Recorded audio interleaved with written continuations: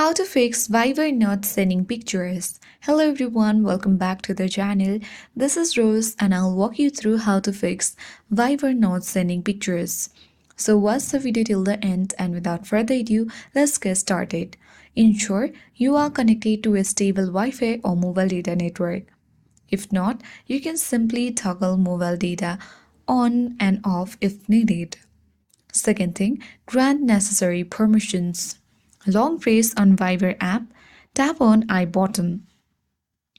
After that, you simply need to tap on permissions option and you need to make sure that you grant storage as well as camera permissions.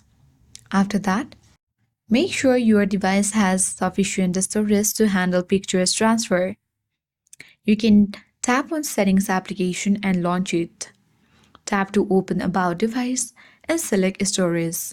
Here you need to check out whether your device has enough storage or not. If not, delete unnecessary files or applications to free up space. Lastly, you can update the application. Outdated app will create different glitches. To check, open Play Store or App Store and search for Viber application. If you see any update button, you simply need to tap update and update it to the latest version. If there is sign of open, that means your app is up to date. If this step didn't work, you can reinstall Viber and after that make sure that you back up your chats first to avoid data loss.